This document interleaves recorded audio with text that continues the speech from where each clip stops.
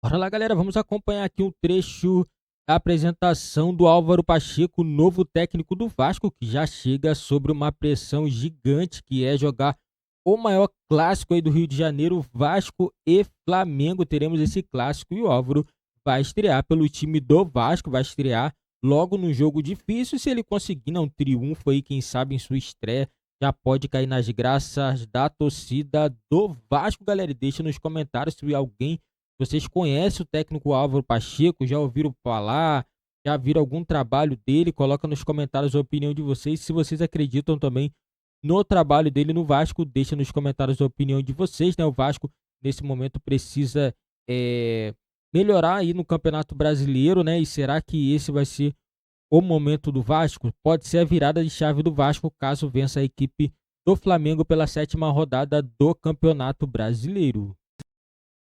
De orgulho. Respondendo, eu acho que eu encontrei aqui um clube, primeiro, com um foco muito grande, com uma preocupação entre todos, como o Pedro disse muito bem, em todos estar unidos em prol do clube, do que é que o clube precisa neste momento para quê? Para ser mais forte e para ir em busca daquilo que são os objetivos, de fortalecer o grupo.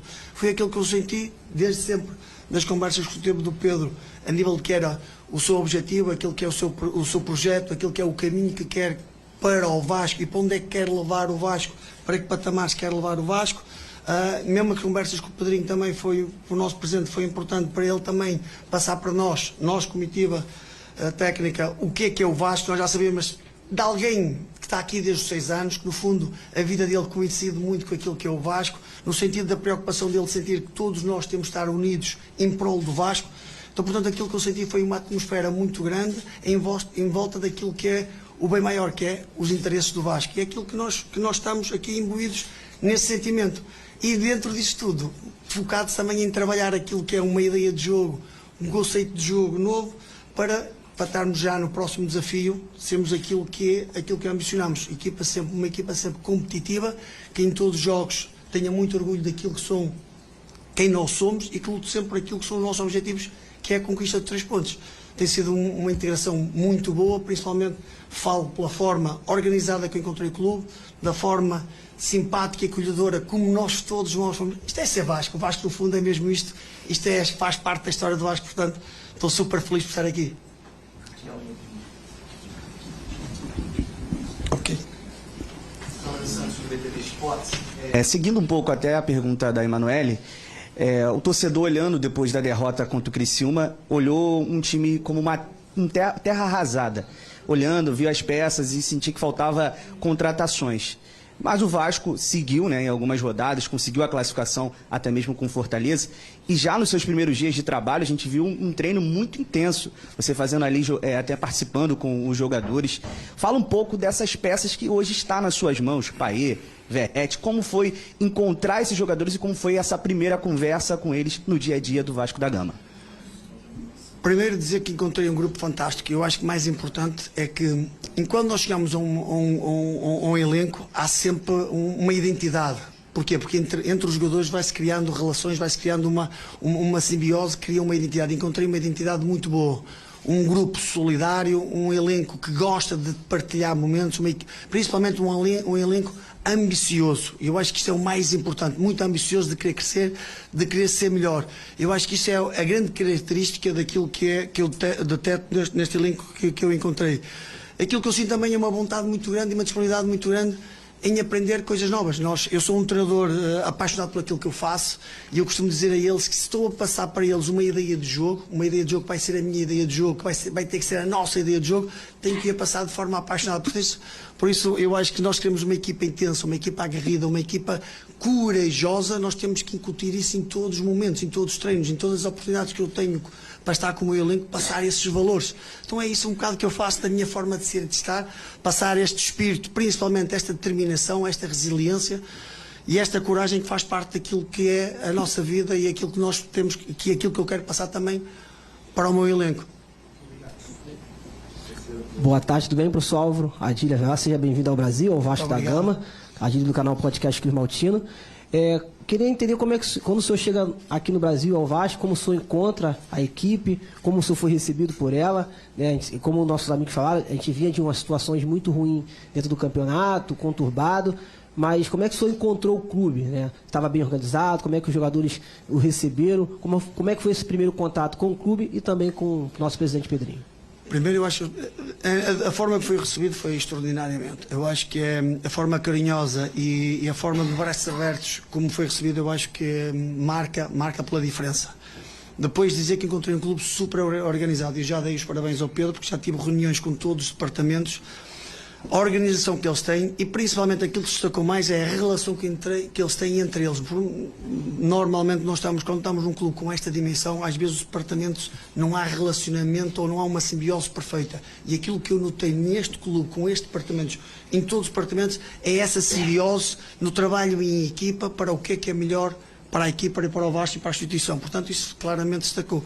Encontrei uma equipa, como eu já disse, uma equipa com uma mentalidade de campeão, porque vinha de um período não muito positivo, mas a forma como eles reagiram a esse período menos positivo, por isso é que se demonstra a mentalidade que o elenco tem. Por aquilo que eu disse, que eu encontrei um elenco com uma determinação, com uma relação, com uma ligação entre eles e principalmente com uma ambição muito grande em dar a volta e crescer e principalmente ajudar o clube a atingir aquilo que são as metas e os objetivos. Boa tarde, Pedro. Boa tarde, Álvaro, Guilherme Abrão e Itatiaia. Pedro, como é que foi esse movimento, para a gente entender melhor, da troca, por exemplo, do Cruzeiro para o Vasco? Foi de SAF para SAF. Dois clubes que hoje, em tese, disputam a mesma faixa do campeonato. Como é que foi a escolha, a troca? O porquê você optou em trocar o Cruzeiro pelo Vasco, sendo bem direto? Olha, na minha carreira profissional, eu sempre entendi que... eu sempre me enxerguei como uma pessoa para desenvolver projetos, né? Sempre entendi que eu prefiro ter poucos clubes na minha carreira, mas trabalhos bem desenvolvidos do que muitos clubes. E eu estava terminando um período ali de 2 anos e meio dentro do Cruzeiro, um período intenso, de uma reconstrução complexa e com um orçamento baixo, né? Então, diferentemente de outros clubes, o Cruzeiro optou por se organizar e trabalhar com as receitas que a própria marca, o próprio clube gerava. E eu entendi que eu estava chegando num final de um ciclo, né? E quando eu recebi a ligação do Vasco, eu entendi que poderia ser um próximo passo interessante. Primeiro porque eu nunca tinha trabalhado no Rio de Janeiro, no mercado do Rio de Janeiro, e pela força e a potência da marca do Vasco e o pedido de se desenvolver um projeto desportivo me chamaram a atenção, né? Então, achei que faria sentido esse movimento de carreira, e justamente porque eles queriam alguém com capacidade de não só olhar para o mercado de transferências, que normalmente é o que as pessoas pensam que o diretor de futebol tem como principal atribuição, mas olhar também para as categorias de base, para o futebol feminino, para a estruturação de um departamento de futebol que facilitasse o crescimento do Vasco também para os próximos anos. Então não era só pensar no imediato, e sim também no longo prazo. E quando essa proposta foi feita, eu gostei, e para mim foi um movimento que fez sentido. Pedro, boas-vindas para vocês dois. Thiago Totti, Vasco Velocidade. A torcida do Vasco vive machucada, são mais de 20 anos de dor, rebaixamentos. E o que esperar do Vasco? Qual é a meta do Vasco para essa temporada? É brigar para não cair de novo, ou vamos brigar por uma competição internacional, Libertadores, Sul-Americana? Qual é a meta do Vasco? Eu acredito que, por tudo que vem sendo feito, né, no trabalho de reconstrução que já foi feito pelo Vasco, tanto vindo da Série B, passando por um primeiro ano de Série A, que é sempre difícil o primeiro ano de Série A, é natural que esse ano o clube já comece a pensar para a volta ao cenário internacional, né?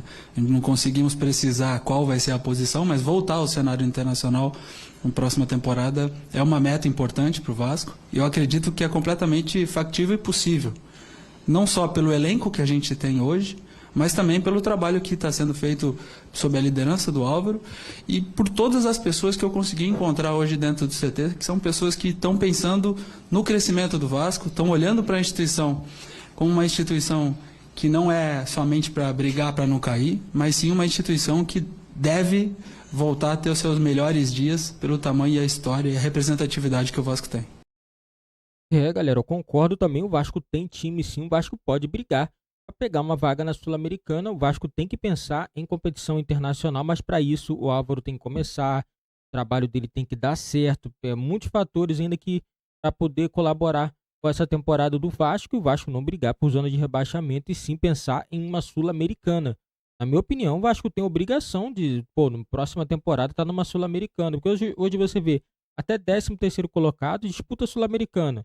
Então, na minha opinião, não é impossível o Vasco ficar na 10ª colocação até 13ª colocação e pegar uma vaga na próxima edição da Sul-Americana. Já é o passo para o Vasco voltar a disputar uma competição internacional. O Vasco precisa voltar a disputar uma competição internacional. O tamanho que o Vasco tem é time para disputar competição internacional, Libertadores, Sul-Americana. Mas para isso o Vasco tem que começar a retomar os caminhos de antes, ter uma equipe mais competitiva. Na minha opinião, o time do Vasco está bem longe ainda de uma equipe que dispute títulos. Mas o primeiro passo é não brigar para não cair. Não cair. Depois que o Vasco conseguir estar numa situação boa no campeonato, aí o Vasco pode estar pensando em outras coisas. Essa é a minha opinião. Deixa nos comentários a opinião de vocês. Se vocês confiam também que o Vasco pode fazer uma boa temporada em 2024 com o Álvaro Pacheco. Deixa nos comentários a opinião de vocês. Não esqueça também, né, galera? Deixa seu like. Se você não é inscrito, tem um botão vermelho embaixo escrito inscreva-se. Também marque o sininho das notificações para você não perder nenhuma novidade aqui do nosso canal.